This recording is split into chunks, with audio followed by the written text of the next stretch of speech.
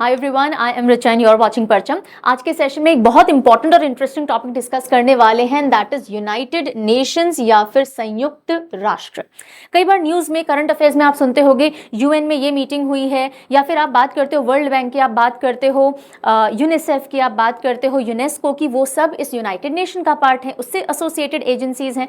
तो United nation क्या होता है, कैसे बना, क्यों बना, कौन कौन से देश इसका हिस्सा हैं, कैसे फंक्शन करता है, कितने प्रिंसिपल ऑर्गन्स यानी मुख्य भाग हैं इसके, कितनी स्पेशलाइज्ड एजेंसीज हैं, ये सारी बात हमें विस्तार यानी डिटेल में करनी है। Because A to Z her exam में यहाँ से क्वेश्चन देखने को मिलेगा ही मिलेगा। और क्वेश्चन की भी बात नहीं है, ये एक ऐसी ऑर्गेनाइजेशन है जो आज की तारीख में दुनिया की सबसे बड़ी इंटरनेशनल ऑर्गेनाइजेशन है, जिसमें बहुत सारे मैक्सिमम नंबर ऑफ देश इसका हिस्सा हैं। तो क्या है ये ऑर्गेनाइजेशन, क्यों है, क्या काम करती है, हमारे ऊपर इसका क्या इम्प्लीकेशन होता है, इंडिया इससे किस तरह से जुड़ा हुआ है, ये समझना अदरवाइज भी इंपॉर्टेंट है। एग्जाम में तो मार्क्स फेच करवाएगा ही, अदरवाइज भी you should have this much of understanding, अगर आप थोड़ा भी जागरूक नागरिक हो या फिर एक इंडिविजुअल हो। ठीक है, तो चलिए आज का जो पूरा डिस्कशन रहेगा वो रहेगा एक तो इसकी हिस्ट्री पे। यूनाइटेड नेशन एग्जिस्टेंस में आया, ऐसा नहीं है कि पहली इंटरनेशनल ऑर्गेनाइजेशन थी इस इतने बड़े पैमाने पे, नहीं, इससे पहले भी एक ऑर्गेनाइजेशन बन चुकी थी, लीग ऑफ नेशंस। तो इसी लीग ऑफ नेशंस की बात करेंगे, इससे हिस्ट्री से जुड़ी हुई बात करेंगे कि वर्ल्ड वॉर 1, वर्ल्ड वॉर 2 के इंप्लीकेशंस थे, उनका नतीजा था कि ये ऑर्गेनाइजेशन एग्जिस्टेंस में आई, कैसे बनी, कौन कौन से देश साथ में आए, किस तरह से इसको बनाया गया, एंड ऑब्वियसली क्या काम करती है। ठीक है, तो ये सारी चर्चाएं आज करेंगे। उसी के साथ साथ कुछ बहुत इंपॉर्टेंट और इंटरेस्टिंग फैक्ट्स भी देखेंगे जो अगेन एग्जामिनेशन पर्सपेक्टिव से इंपॉर्टेंट है। और क्योंकि बहुत बड़ा टॉपिक होने वाला है, डिटेल में पढ़ना इस पूरी ऑर्गेनाइजेशन को बहुत जरूरी है। हर इंटरनेशनल ऑर्गेनाइजेशन इंपॉर्टेंट है, पर यूएन काफी इंपॉर्टेंट होती है। वनडे एग्जाम से लेकर के आपके IAS लेवल तक के एग्जाम में यहाँ से क्वेश्चन बनते हैं, तो इसलिए हम 2 पार्ट में इस वीडियो को लेने वाले हैं। ठीक है, आज ये फर्स्ट पार्ट होगा। सेकंड पार्ट के अंदर हम जो प्रिंसिपल ऑर्गन्स हैं उनको और बहुत डिटेल में ढंग से पढ़ेंगे, मैं बताऊंगी क्या चीज हम बाद में कवर करेंगे। ठीक है, तो चलिए सेशन की करते हैं शुरुआत।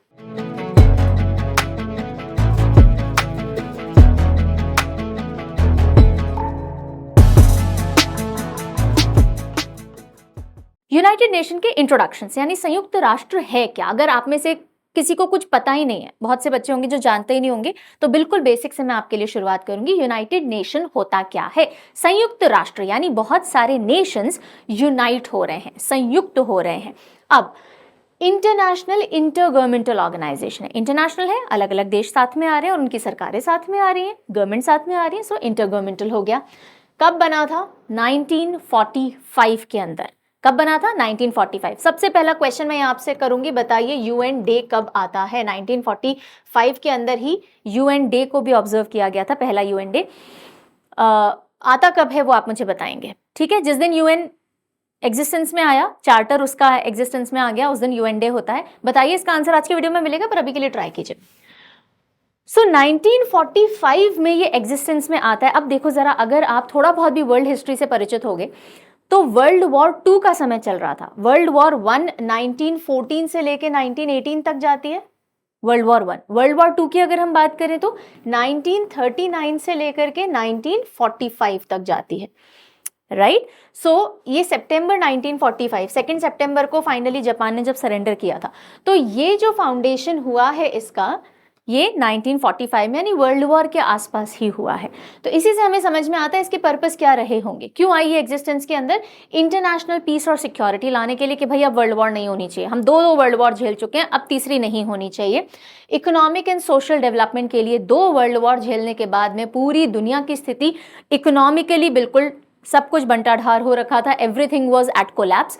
आपकी पूरी इकोनॉमी कोलैप्स पे थी, सोशल डेवलपमेंट पूरा का पूरा निस्तो-नाबूद हो चुका था, यानी कि पूरा क्रैशेस में था। सो वापस से इकोनॉमिक और सोशल डेवलपमेंट को लाने के लिए एक पर्पस ये रखा गया। ह्यूमन राइट्स को प्रमोट करने के लिए बहुत बड़े लेवल पे दोनों वर्ल्ड वॉर में जीनोसाइड्स हुए थे।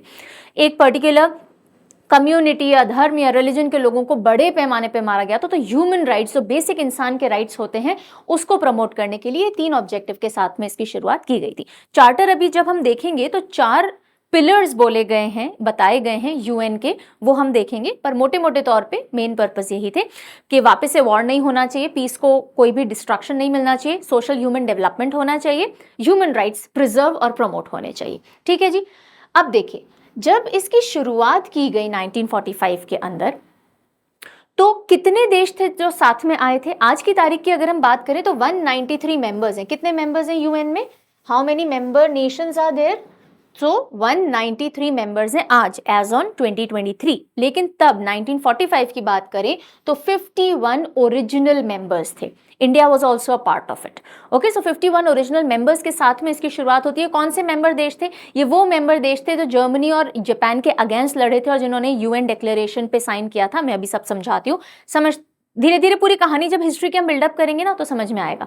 वर्ल्ड वॉर 2 में एक तरफ जर्मनी और जापान रह गए थे और दूसरी तरफ बहुत सारे देश इकट्ठे हो गए थे। तो वो सारे देश, उनमें से काफी सारे देश और भी ऐसे देश मिलकर के साथ में आते हैं और उन्होंने यूएन चार्टर ओरिजिनल जो था वो साइन किया था। ठीक है, इंडिया फाउंडिंग मेंबर है यूनाइटेड नेशंस का, फाइन। लेकिन ऑफिशियली इसने यूएन को कब ज्वाइन किया है, वो डेट कौन सी है? वो है अक्टूबर 30, 1945। और ये बहुत इंपॉर्टेंट है, एग्जाम में ऑलरेडी पूछी जा चुकी है।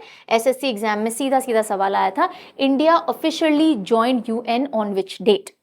तो एक होता है कि जब चार्टर साइन हुआ है, सबने साइन कर दिए, फिर वापस आप अपने देश जाते हो, अपनी जो पार्लियामेंट है या सेनेट है उससे अप्रूवल लेते हो कि क्या आपको ये सारे पॉइंट्स मंजूर हैं जो इस चार्टर में लिखे गए हैं, क्या हम एज अ कंट्री इस पे अप्रूवल देते। तो वो अप्रूवल जिसको हम रैटिफिकेशन बोलते हैं वो इंडिया ने 30 अक्टूबर 1945 को किया था और ये ऑफिशियल डेट ऑफ ज्वाइनिंग हो जाती है। ठीक है जी, फाइन। सबसे रीसेंट मोस्ट एडिशन यूएन में कौन से देश का हुआ है? यानी हम बोलते हैं 193 नेशंस है ना, इसका पार्ट है। तो ये जो 193rd नंबर का कंट्री है जिसने यूएन को ज्वाइन किया वो कौन सा है? Sudan, south Sudan. सूडान नहीं, साउथ सूडान। कौन सा है? साउथ सूडान है। साउथ सूडान जो कि जुलाई 2011 में यूएन का मेंबर बना। ये सबसे लेटेस्ट एडिशन या रीसेंट मोस्ट मेंबर है, इंपॉर्टेंट है अगेन। ठीक है, हेडक्वार्टर कहाँ है यूनाइटेड नेशंस के? न्यूयॉर्क, यूएसए के अंदर है। तो यहां तक की बात समझ में आ गई। हमने ज्यादा कुछ बात की नहीं, हमने बोला है कि इंटर गवर्नमेंटल ऑर्गेनाइजेशन है सबसे बड़ी आज की तारीख में ऑर्गेनाइजेशन जो कि अलग अलग देशों की गवर्नमेंट मिल करके बनाती हैं। 193 नेशंस इसका पार्ट है। शुरुआत में 51 मेंबर्स थे, इंडिया इसका मेंबर है। कब उसने ऑफिशियल अपनी मेंबरशिप दर्ज की थी? 30 अक्टूबर 1945 को की। ठीक है जी, चलिए आगे बढ़ते हैं। अब जो मैंने आपको कहा था 4 पिलर या 4 स्तंभ जो बताए जाते हैं यूएन के, वो 4 ये रहे। पहला, युद्ध रोकना यानी पीस एंड सिक्योरिटी। दूसरा, मानवाधिकारों की रक्षा करना यानी ह्यूमन राइट्स। तीसरा, अंतरराष्ट्रीय कानूनी प्रक्रिया यानी कि द रूल ऑफ लॉ। एक ऐसा कानून होना चाहिए अंतरराष्ट्रीय लेवल पे जो कि नियम कायदे बना देगा और वो फॉलो करने होंगे।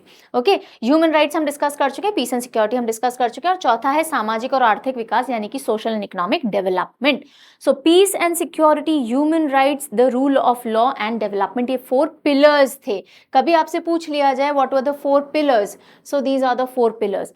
The preamble describes 4 areas that are pillars of UN. अब ये preamble क्या है? जो UN का चार्टर बनाया गया ना, चार्टर क्या? एक ऐसा डॉक्यूमेंट जिसमें सारे रूल्स रेगुलेशन, किस तरह से यह संस्था बनेगी, किस तरह से ये ऑर्गेनाइजेशन काम करेगी, इसकी कितने पार्ट्स होंगे, कौन क्या करेगा, क्या करने पे क्या खामियाजा भुगतना पड़ सकता है, क्या प्रोसीजर होगा, वो सब कुछ इस डॉक्यूमेंट में लिखा गया, उसको कहा गया चार्टर। ठीक है, और उसी चार्टर का जो प्रीएम्बल है एक तरह से, उसके अंदर ये चारों पिलर्स बताए गए। यहाँ तक की भी बात समझ में आ गई। ओके, अब हम आते हैं कुछ इंपॉर्टेंट फैक्ट्स पे। तो ये फैक्ट्स 1 लाइनर फैक्ट्स हैं और एग्जाम पर्सपेक्टिव से तो हम फर्स्ट इंपॉर्टेंट है ही, सबसे पहला देखते हैं। अब हम इतनी देर से यूनाइटेड नेशंस बोल रहे हैं, पर ये जो टर्म है यूनाइटेड नेशन, ये कॉइन किसने की? यानी कि जैसे मेरा नाम रिचा है, मेरा नाम मेरे मौसा जी ने रखा है। अब ये यूनाइटेड नेशन नाम किसने रखा है? तो सेकेंड वर्ल्ड वॉर के टाइम में जो यूएस के प्रेसिडेंट थे फ्रैंकलिन डी रूजवेल्ट, तो रूजवेल्ट ने ये टर्म कॉइन की थी कि यूनाइटेड नेशन करके हम एक ऑर्गेनाइजेशन बनाएंगे। और पहली बार ये जो टर्म था ये कब कॉइन किया गया था? जब यूनाइटेड नेशन का डिक्लेरेशन दिया जा रहा था, यानी कि जब एक मीटिंग के अंदर ये बोला जा रहा था कि चलो इस तरीके की ऑर्गेनाइजेशन बनाते हैं, वो ये काम करेगी। जब डिक्लेरेशन आ रहा था कि ऐसी कोई ऑर्गेनाइजेशन बनेगी 1 जनवरी 1942 में, यूएन डिक्लेरेशन कब आया? 42 में, तब इस टर्म को पहली बार यूज किया गया। ठीक है, यहां तक बात। अब हम आते हैं यूएन लोगो पे। यूनाइटेड नेशन का एक लोगो है ना, दिस इज द लोगो। इसको ब्लू कलर दिया गया है बिकॉज वॉर रेड शो करती है ब्लडशेड, और ब्लू शांति का प्रतीक है, तो ब्लू बनाया गया, उसके ऊपर व्हाइट से सब चीजें बनाई गई। ये दोनों तरफ आपको ऑलिव ब्रांचेस दिख रही हैं। ऑलिव ब्रांच शांति का प्रतीक माना जाता है। जो कबूतर हम दिखाते हैं उसके मुंह में भी ऑलिव ब्रांच होती है। फिर बाकी जो आपको ये दिख रहा है, ये नॉर्थ पोल से व्यू लिया गया है। नॉर्थ पोल से अगर आप धरती को देखोगे तो ऊपर से इस तरह का दिखेगा। लैटिट्यूड तो नहीं दिखेंगे, इमेजिनरी लाइंस है। तो ये 5 इमेजिनरी लाइंस यानी 5 लैटिट्यूड्स जो हैं वो इसमें शो किए गए हैं और सारे कॉन्टिनेंट्स यहाँ पे डिपिक्ट किए गए हैं। इस तरह का ये जो लोगो है ये किसने डिजाइन किया? ये 1945 के अंदर ऑलिवर लिंकन लैंडक्विस्ट ने किया। अब देखो यहाँ पे ऑलिव ब्रांचेस है ना, तो इससे ऑलिवर याद रह जाएगा, ऑलिवर लिंकन लैंडक्विस्ट। ठीक है, तो ये दोनों इंटरेस्टिंग फैक्ट्स हमने देख लिए। आगे बढ़ते हैं। अगर हम आज की बात करें तो जो यूएन है उसमें ऑफिशियल लैंग्वेज और वर्किंग लैंग्वेज कितनी है, यानी कितनी भाषाओं में पूरा काम होता है ऑफिशियली और वर्किंग लेवल पे? तो 6 ऑफिशियल लैंग्वेजेस है, 6 वर्किंग लैंग्वेजेस हैं। कितनी? 6। बहुत इंपॉर्टेंट है। अगेन कौन कौन सी हैं? Arabic, Chinese, English, French, Russian और स्पेनिश। ठीक है, लेकिन पहले ये 6 भाषाएं नहीं थी। जब यूनाइटेड नेशन बना और पहली जनरल असेंबली की मीटिंग हुई, जनरल असेंबली क्या है बताऊंगी मैं, हम पढ़ेंगे, सब कुछ पढ़ेंगे। यूनाइटेड नेशन के 6 प्रिंसिपल ऑर्गन्स हैं, यानी 6 मेन डिपार्टमेंट समझ लीजिए या 6 मेन बॉडीज समझ लीजिए जो सारा काम देखती हैं। उनमें से एक है यूनाइटेड नेशन जनरल असेंबली, संयुक्त राष्ट्र आम सभा। उसमें जितने भी मेंबर नेशंस हैं वो सब साल में एक बार मिलते हैं और डिस्कशंस करते हैं। ठीक है, तो पहली जो मीटिंग हुई थी यूनाइटेड नेशन जनरल असेंबली की कब हुई थी? 1946 में हुई थी। तब क्या ये 6 भाषाएं थी? नहीं, तब 5 ऑफिशियल लैंग्वेजेस थी। कितनी ऑफिशियल लैंग्वेजेस थी? 5। चाइनीज, फ्रेंच, इंग्लिश, रशियन और स्पेनिश। और वर्किंग लैंग्वेजेस 2 ही थी, इंग्लिश और फ्रेंच। ठीक है, धीरे धीरे फिर क्या हुआ? अरबिक को ऐड किया गया। 1973 का जो जनरल असेंबली था उसने डिसाइड किया भाई अरबिक को भी ऐड करो, क्योंकि मिडिल जो कंट्रीज थी उनका थोड़ा रिप्रेजेंटेशन अच्छा हो जाएगा सेंट्रल कंट्रीज का। तो अब जाकर के कितनी ऑफिशियल लैंग्वेजेस और वर्किंग लैंग्वेजेस हैं? अब कोई भेदभाव नहीं है, जितनी ऑफिशियल है उतनी ही वर्किंग है।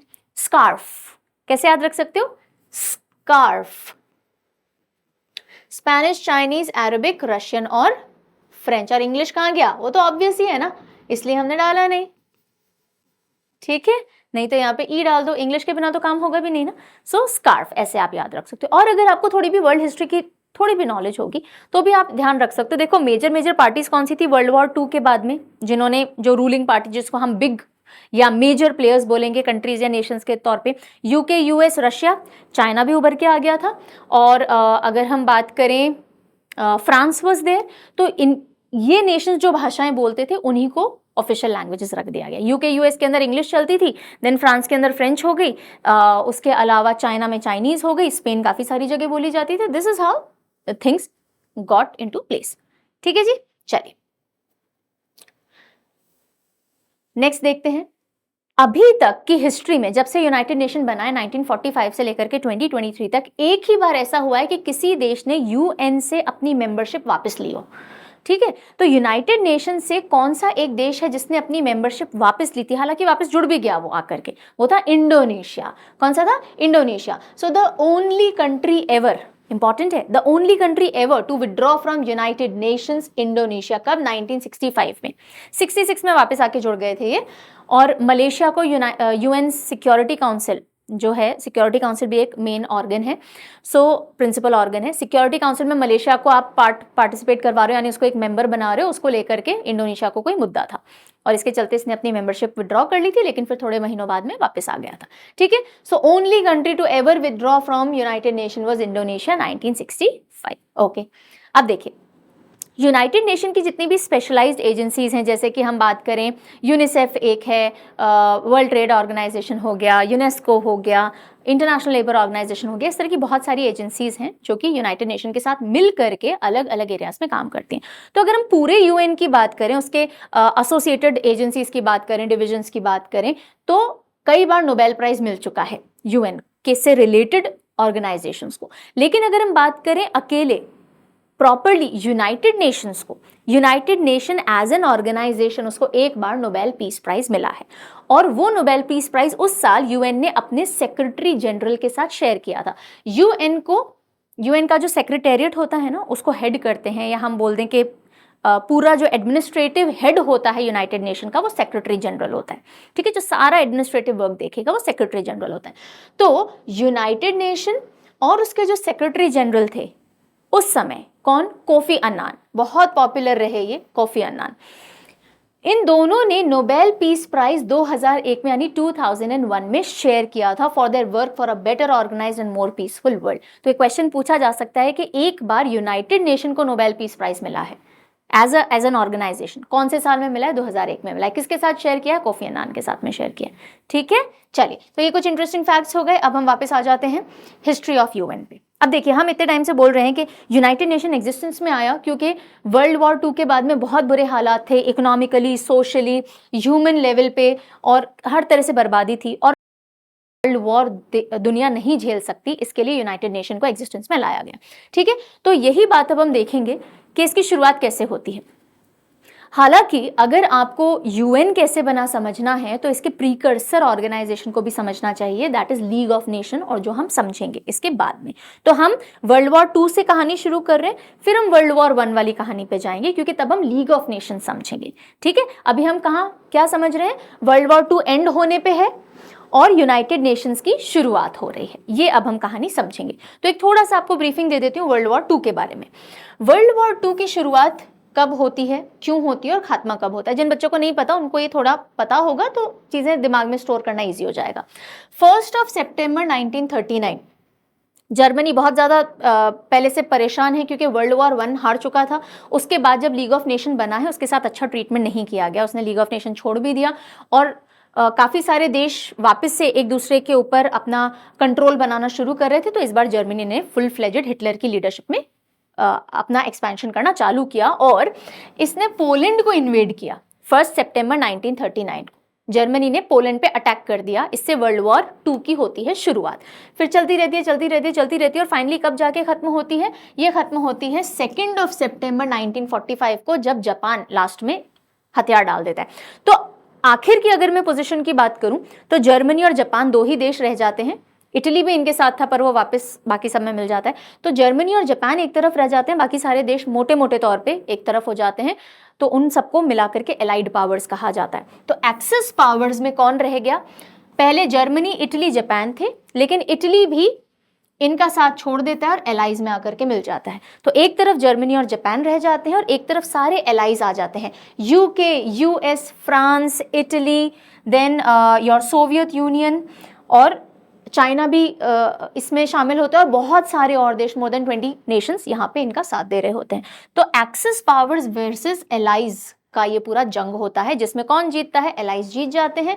यही एलाइज हैं जो साथ में आते हैं और यूनाइटेड नेशन बनाने की प्रक्रिया चालू कर रहे हैं। ठीक है, ये सारी कार्रवाई कब तक चल रही है? ये सितंबर तक चल रही है, लेकिन ये जब वर्ल्ड वॉर खत्म होने लग जाता है अप्रैल में ही 50 नेशंस आते हैं साथ में। इनको इनवाइट किया जाता है, जो मेजर पावर्स है ना, यही इनवाइट करके बुलाती हैं कि आइए हम एक यूएन बनाते हैं, क्योंकि डिक्लेरेशन पहले दे दिया था।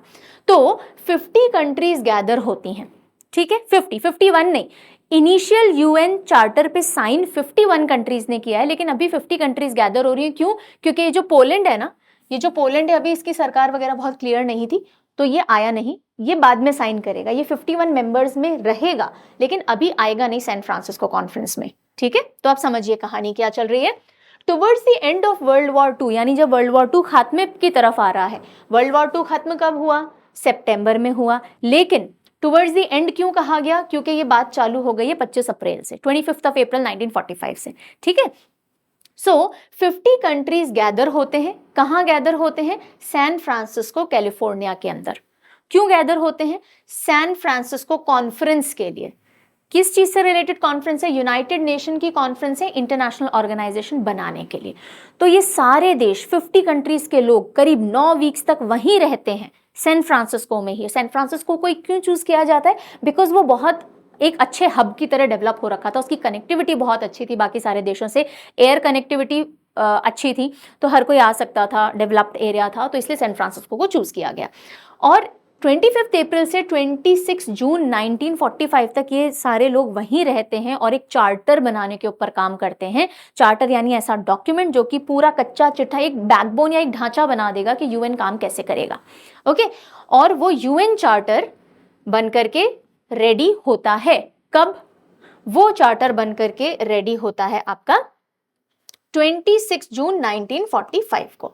कब बन के रेडी होता है? 26 जून 1945 को, और सारे देश उस पर साइन करते हैं। अभी ये साइन अप्रूवल का साइन नहीं है, हाँ भाई इसमें जो भी लिखा है ये हमने डिस्कशन करके लिखा है, तो ये वो आपकी प्रेजेंस का साइन है।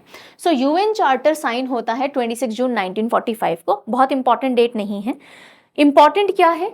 इंपॉर्टेंट डेट आएगी ये, जिस दिन इसको लागू किया जाता है, 24 अक्टूबर 1945, क्योंकि इस दिन ऑफिशियली यूएन एग्जिस्टेंस में आ जाता है। इसको यूएन डे के तौर पे मनाते हैं, जो मैंने आपसे शुरुआत में क्वेश्चन किया था। ठीक है, चलिए, सो यूएन चार्टर साइन हो जाता है 26 जून 1945। देखो अभी तक भी वर्ल्ड वॉर चल रहा है, सेकेंड वर्ल्ड वॉर, है ना।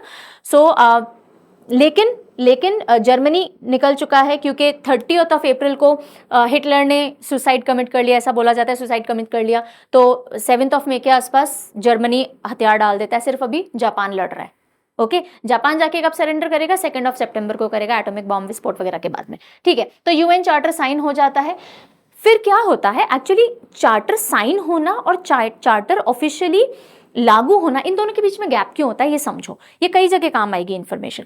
कई देशों के अंदर ये एक ऑब्लिगेशन बोल दीजिए या एक रूल बोल दीजिए होता है कि आप अपनी मौजूदगी तो दर्ज करके आगे कि ठीक है, आपने एक चार्टर बनाया है, हम इसमें पार्टिसिपेट किए थे, हमने साइन वाइन कर दिया, अब हम वापस अपने देश जाएंगे, अपनी पार्लियामेंट या अपने सेनेट के अंदर इसको प्रेजेंट करेंगे, वो पढ़ेंगे, अगर वो इस पॉइंट से अप्रूव होते हैं इस चार्टर से, तो हम इसको अप्रूवल देंगे, रैटिफाई करेंगे। क्या करेंगे? रैटिफाई करेंगे। तो जो यूएन चार्टर बना, साइन हुआ, उसको प्रॉपर्ली रैटिफाई किया गया। जो 5 यूएन सिक्योरिटी काउंसिल के मेंबर्स थे, मैंने आपको क्या बताया, यूएन के 6 ऑर्गन्स हैं, प्रिंसिपल ऑर्गन्स जो हम बोलते हैं, जिनमें एक आ जाएगा यूनाइटेड नेशन जनरल असेंबली है, सिक्योरिटी काउंसिल है, इंटरनेशनल कोर्ट ऑफ जस्टिस है, इकोसॉक है, सेक्रेटेरिएट है, ऐसी सारा मैं बताऊंगी, अभी कंफ्यूज नहीं होना है। तो आप सिर्फ इतना समझिए कि इसको लागू कब किया गया? 24 अक्टूबर 1945। क्यों? क्योंकि तब तक जो सिक्योरिटी काउंसिल के मेंबर्स थे, परमानेंट मेंबर्स, जो मेजर कंट्रीज थे ना वर्ल्ड वॉर 2 के खत्म होने के बाद, वो यूएन सिक्योरिटी काउंसिल के परमानेंट मेंबर्स के तौर पे एस्टैब्लिश हो गए। कौन कौन से थे? यूके, यूएस, फ्रांस, रशिया और चाइना। ठीक है, और देखिए ऑफिशियल लैंग्वेजेस भी इन्हीं से जुड़ी हुई हैं, है ना। अब इन्होंने और मेजॉरिटी जो बाकी कंट्रीज थे, टोटल 51 कंट्रीज थे ना, उनमें से मेजॉरिटी कंट्रीज ने और इन 5 देशों ने अपना अप्रूवल दे दिया और यूएन चार्टर एनफोर्स हो गया। कब? 24 अक्टूबर 1945। ये डेट आपको याद रखनी है, ठीक है जी। तो यूएन आ गया एग्जिस्टेंस में, लेकिन यूएन पहली ऐसी ऑर्गेनाइजेशन नहीं है जो कि ग्लोबल लेवल पे बनी हो वर्ल्ड वॉर को रोकने के लिए कि आगे वर्ल्ड वॉर नहीं हो। इसका एक फोररनर, यानी इससे पहले भी एक संस्था रह चुकी है, उसको कहा जाता है लीग ऑफ नेशंस, यानी कि राष्ट्र संघ।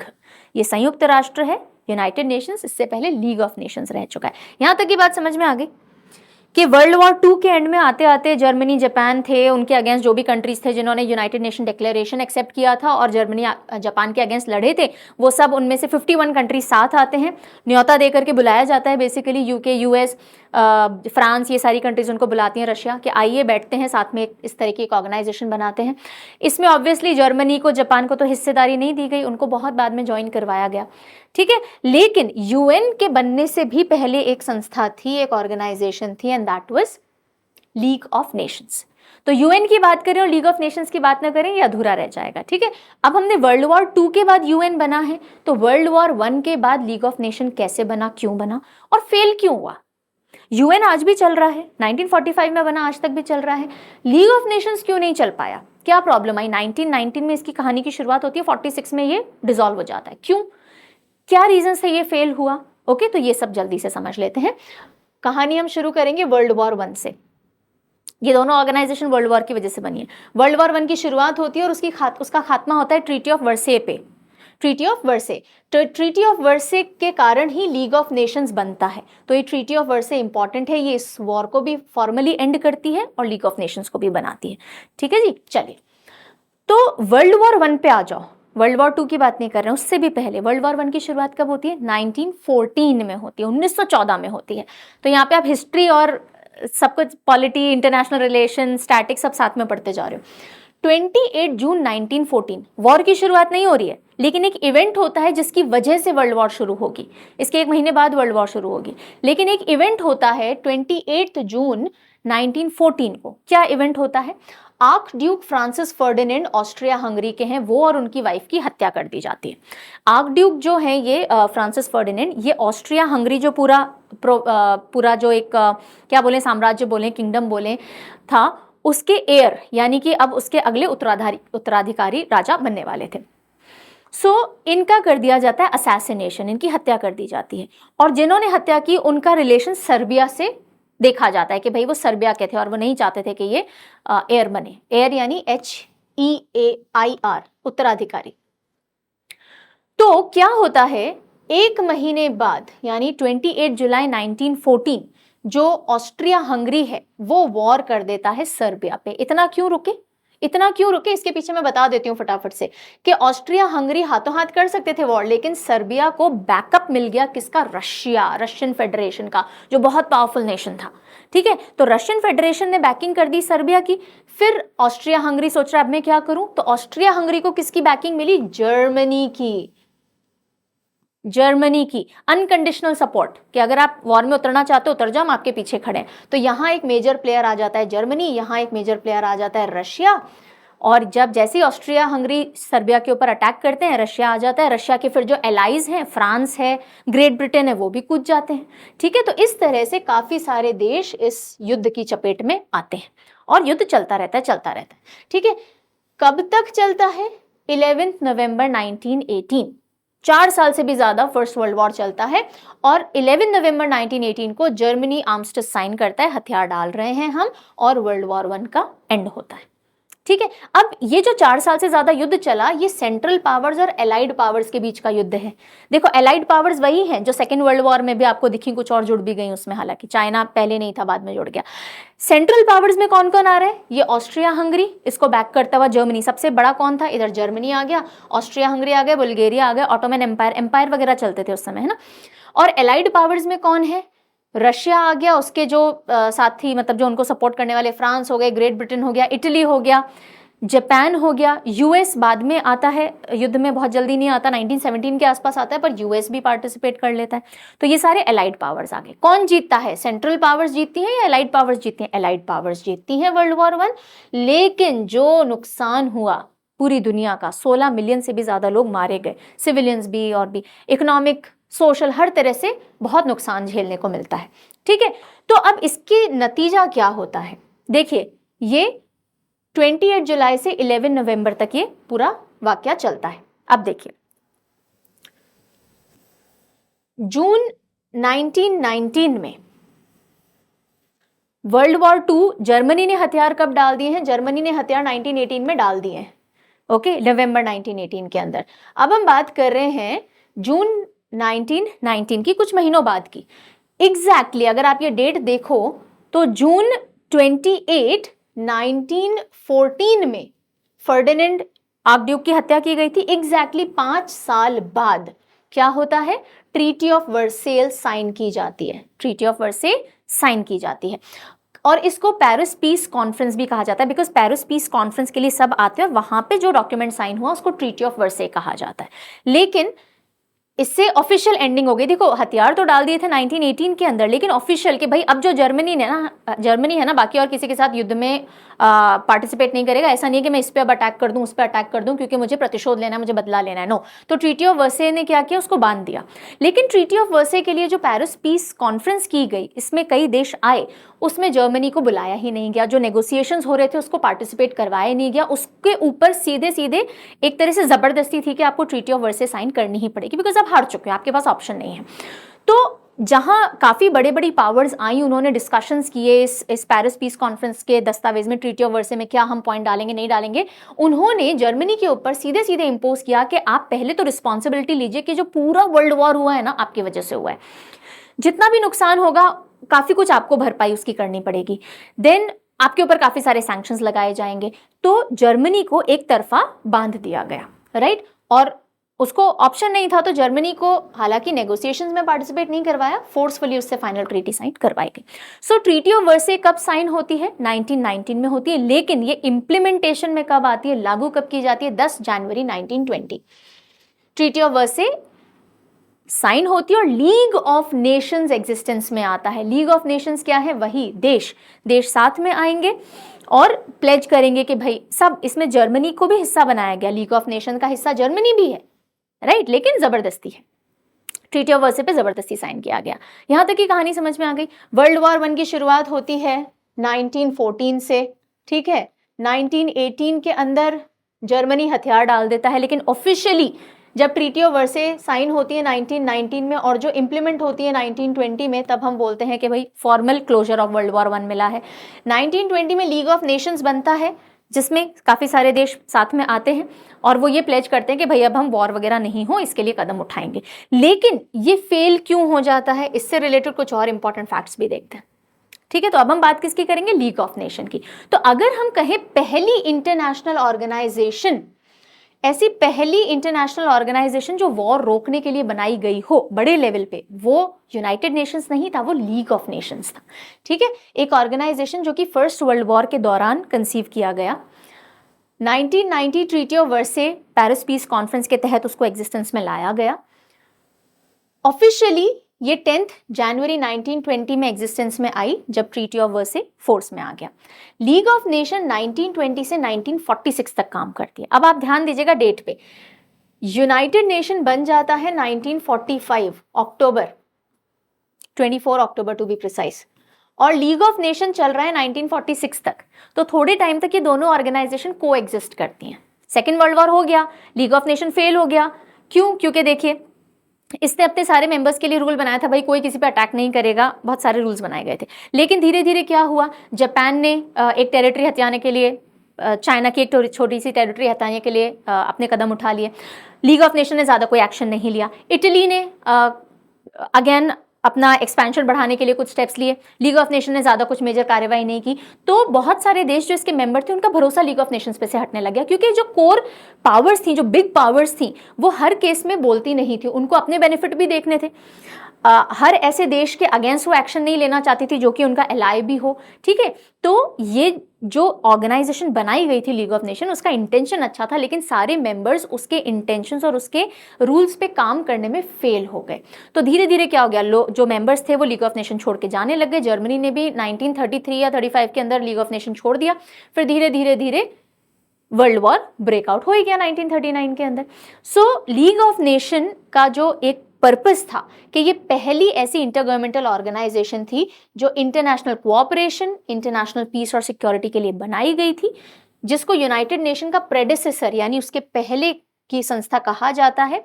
वो फेल हो गई सेकेंड वर्ल्ड वॉर रोकने से। ठीक है, सो फर्स्ट वर्ल्ड वॉर के एंड में लीग ऑफ नेशन फेल हो गया, सेकेंड वर्ल्ड वॉर हुआ, सेकेंड वर्ल्ड वॉर के एंड में बना यूनाइटेड नेशन। लेकिन यूनाइटेड नेशन इतना सक्सेसफुली वर्क नहीं कर रहा होता अगर लीग ऑफ नेशन कभी एग्जिस्टेंस में नहीं आया होता, बिकॉज वहीं की गलतियों से सीख करके फिर सारी कंट्रीज ने बोला नहीं नहीं नहीं, मानना तो हमें ही पड़ेगा रूल्स एंड रेगुलेशन को। तो और स्ट्रिक्ट कानून बनाए गए, इंटरनेशनल कोर्ट ऑफ जस्टिस वगैरह, ये सारी चीजें पिक्चर में आई। चलिए अब एक मजेदार किस्सा बताते हैं। देखिए, जो लीग ऑफ नेशंस था ना, जो 1920 में एग्जिस्टेंस में आया, इस लीग ऑफ नेशन को बनाने में एक व्यक्ति की बहुत इंपॉर्टेंट भूमिका रही, और वो थे वर्ल्ड वॉर 1 के टाइम जो यूएस के प्रेसिडेंट थे, president Woodrow Wilson. President Woodrow Wilson, इनका एक थॉट था, इनकी एक 14 पॉइंटर स्पीच बहुत फेमस है, जिसमें इन्होंने कहा था कि इस तरह से एक लीग ऑफ नेशन बनना चाहिए और हम वॉर वापस ना हो इसके ऊपर काम करें। जीतेगा तो कोई देश नहीं, पर हमें साथ में मिलकर चलना चाहिए। वुड्रो विल्सन जो यूएस के प्रेसिडेंट थे, उन्होंने बहुत इनिशिएटिव लिया लीग ऑफ नेशन बनाने में, लेकिन जब ट्रीटी ऑफ वर्से बन गई और उसको रेटिफाई करने, सेम प्रोसेस होगा, ट्रीटी ऑफ वर्से बनी है, अब आप अपने अपने देश जाइए, उसको अप्रूवल करवाइए और फिर लीग ऑफ नेशन का हिस्सा बनी। लेकिन यूएस सेनेट ने ट्रीटी ऑफ वर्से अप्रूव ही नहीं की, रेटिफाई ही नहीं की, तो लीग ऑफ नेशन का हिस्सा ही नहीं बन पाया यूनाइटेड स्टेट्स। सो यूएस के प्रेसिडेंट वुड्रो विल्सन, जिन्होंने कोशिश इतनी की और लीग ऑफ नेशन बनवाया, वो खुद उसका हिस्सा नहीं बन पाए। फिर उन्होंने अलग से पीस ट्रीटी साइन की जर्मनी के साथ में, but US could never become a member of league of Nations. United states never join league of nation, क्योंकि यूएस के सेनेट ने अलाउ ही नहीं किया, बोले नहीं हम इस ऑर्गेनाइजेशन का हिस्सा बनेंगे तो हमें इसके अंदर में रह करके बहुत सी चीजें करनी पड़ेंगी। ठीक है जी, तो बस जब हमारा यूएन एग्जिस्टेंस में आ गया 24 अक्टूबर 1945, तो लीग ऑफ नेशन भी था, कुछ महीने दोनों ने साथ में काम किया। फिर अप्रैल 1946 में लीग ऑफ नेशन को डिसॉल्व कर दिया गया। पूरी कहानी समझ में आ गई। फर्स्ट वर्ल्ड वॉर से लीग ऑफ नेशन बना, फिर भी सेकेंड वर्ल्ड वॉर हो गया, फिर यूनाइटेड नेशन बना। यूनाइटेड नेशन बनाने के लिए कितने देश साथ में आए? 51 ओरिजिनल मेंबर्स साथ में आए, इंडिया भी उनमें से एक था। लेकिन इंडिया ने रेटिफाई कब किया? 30 अक्टूबर 1945। हाँ जी, यूएन डे जो है 24 अक्टूबर है, हमने रेटिफाई 30 अक्टूबर को किया 1945 को। ठीक है, यहाँ तक की सारी कहानी समझ में आ गई। ठीक है, अब देखो दो इंपॉर्टेंट चीजें हैं जो हम लीग ऑफ नेशन से आज तक कंटिन्यू करते आ रहे हैं। दो ऐसी संस्थाएं या बॉडीज हैं जो लीग ऑफ नेशन ने शुरू की थी और वो यूएन भी कंटिन्यू कर रहा है। तो ऐसी कौन सी एसोसिएशंस हैं, ऑर्गेनाइजेशन है जो लीग ऑफ नेशन के थ्रू आज भी चल रही हैं? लीग ऑफ नेशन रुक गया पर ये ऑर्गेनाइजेशन चल रही है। पहली है इंटरनेशनल लेबर ऑर्गेनाइजेशन, अंतर्राष्ट्रीय श्रम संगठन, और दूसरा है permanent court of international justice. अब ये किस नाम से चलता है? इंटरनेशनल कोर्ट ऑफ जस्टिस के नाम से चलता है। ये भी एक प्रिंसिपल ऑर्गन है यूएन का। तो जो permanent court of international justice, जिसको कि लीग ऑफ नेशन ने शुरू किया था 1921 में, उसका नाम बाद में चेंज कर दिया गया, लेकिन उसके हेड ऑफिस, उसके फंक्शनिंग का तरीका सब कुछ एज इट इज कॉपी कर लिया गया।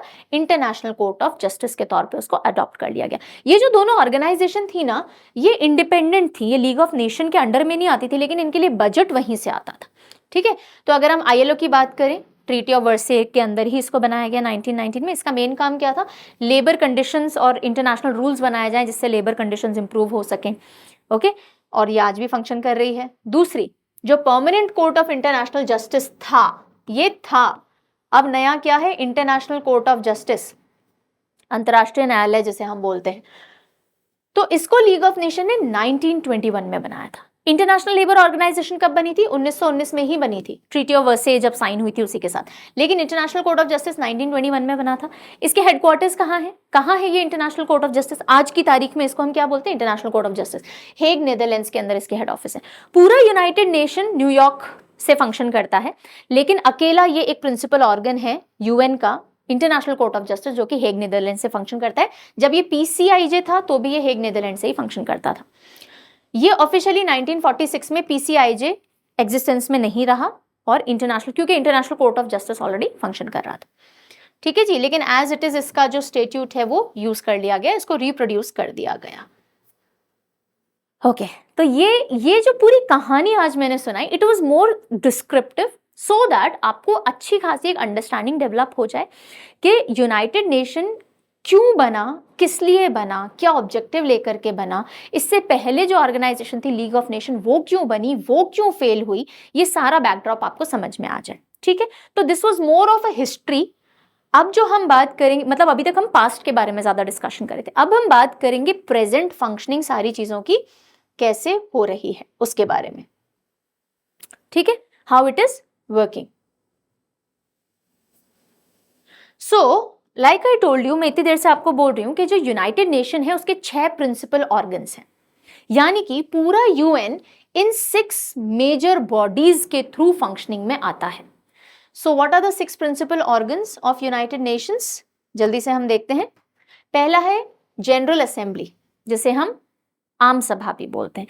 ये मैक्सिमम रिप्रेजेंटेशन, यानी कि अगर 193 मेंबर्स हैं यूएन के, तो वो सब एक ही बार एक ही जगह मिलते हैं साल में, and that is general assembly में। और कहीं सारे देश नहीं आते, एक ही जगह सारे देश साथ में आते हैं। ठीक है, फिर एक है यूनाइटेड नेशन सिक्योरिटी काउंसिल, सुरक्षा परिषद। ये एक बहुत बड़ा क्वेश्चन मार्क वाला एरिया है, क्योंकि यूनाइटेड नेशन के सिक्योरिटी काउंसिल में जो परमानेंट मेंबर्स हैं वो 5 वही परमानेंट मेंबर जिनसे शुरू में भी थे 1945 में। ठीक है, तो जब हम इसको डिटेल में पढ़ेंगे आप देखोगे कि इसका अगर यूएन को क्रिटिसाइज किया जाता है ना सबसे ज्यादा, तो वो सिक्योरिटी काउंसिल के वो 5 परमानेंट मेंबर्स की वजह से ही क्रिटिसाइज किया जाता है, बिकॉज उनका से, यानी उनका कहना काफी सारी चीजों में है, और वो फिक्स 5 है। उसके अलावा भी मेंबर्स हैं पर वो परमानेंट नहीं है। फिर हम देखेंगे इंटरनेशनल कोर्ट ऑफ जस्टिस के जो भी अंतर्राष्ट्रीय मुद्दे होते हैं, अगर 2 देशों के बीच में कोई प्रॉब्लम आ रही है तो इंटरनेशनल कोर्ट ऑफ जस्टिस में आकर के कैसे सुलझाना है, क्या करना है, या फिर किसी को कोई सलाह सजेशन चाहिए तो आप आईसीजे में आ सकते हो। बाकी सारे प्रिंसिपल ऑर्गन न्यूयॉर्क बेस्ड है, ये Hague Netherlands based. Economic and social council, जितने भी आप स्पेशलाइज एजेंसीज देखते हैं, जैसे यूनाइडो हो गया, देन या फिर वर्ल्ड फूड प्रोग्राम हो गया, यूनेस्को हो गया, यूनिसेफ हो गया, वो सब इकोनॉमिक सोशल काउंसिल के साथ मिलकर के काम करते हैं। ये काफ़ी सारे एनजीओज को साथ में लेकर के, ताकि सामाजिक और आर्थिक विकास हो सके, उसके ऊपर काम करता है। फिर ट्रस्टीशिप काउंसिल, जो अब बहुत ज़्यादा फंक्शन नहीं करता, पर ये क्या था, क्यों फंक्शन अब नहीं करता, हम देखेंगे। और फिर आता है सेक्रेटेरिएट। सेक्रेटेरिएट सारा एडमिनिस्ट्रेशन का काम देखते हैं। भाई इतनी सारी मीटिंग्स होती हैं, इतना सारा coordination, files, paper work, digital coordination, बहुत कुछ करना पड़ता है ना, वो सेक्रेटेरिएट करता है। और ये सारी जो आपको 6 प्रिंसिपल ऑर्गन्स दिख रहे हैं, ये सब 1945 के अंदर जब यूएन बना था तभी ये भी एग्जिस्टेंस में आए थे। ठीक है, अब ये हिंदी में देख लीजिए, संयुक्त राष्ट्र महासभा, सुरक्षा परिषद, अंतर्राष्ट्रीय न्यायालय, आर्थिक तथा सामाजिक परिषद, न्यास परिषद और सचिवालय।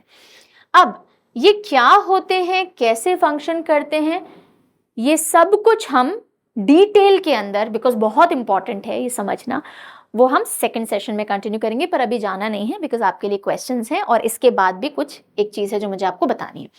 तो चलिए क्वेश्चंस पे नजर डालिए और इनके आंसर आप मुझे करके देंगे कमेंट सेक्शन में, वैसे आपको आंसर अगले वीडियो में मिलेंगे, ठीक है।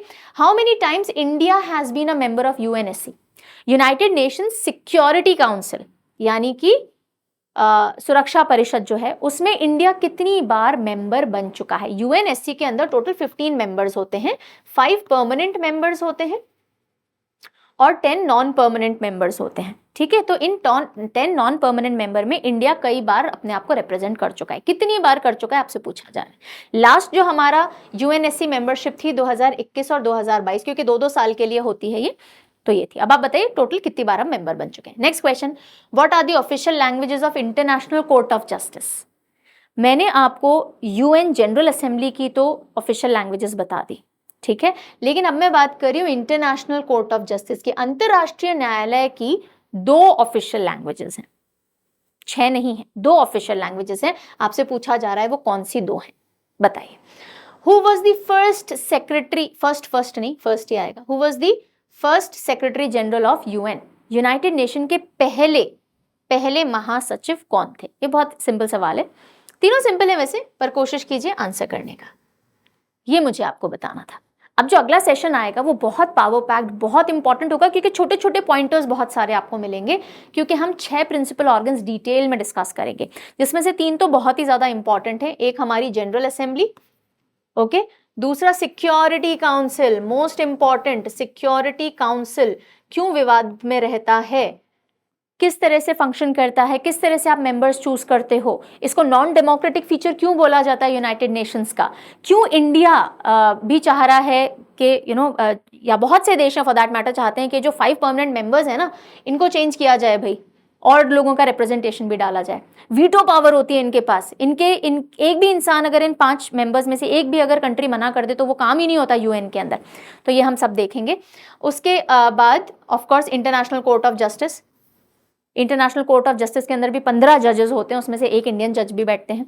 तो ये 3 मेजर ऑर्गेनाइजेशन है जिसपे काफी डिस्कशन हमको करना है। उसके अलावा तीनों और करेंगे। इकोनॉमिक सोशल काउंसिल हो गई, ट्रस्टीशिप काउंसिल क्यों अब काम नहीं करती वो हम डिस्कस करेंगे। सेक्रेटेरिएट के जो हेड हैं, सेक्रेटरी जनरल से जुड़े हुए काफी सारे इंटरेस्टिंग फैक्ट्स हैं।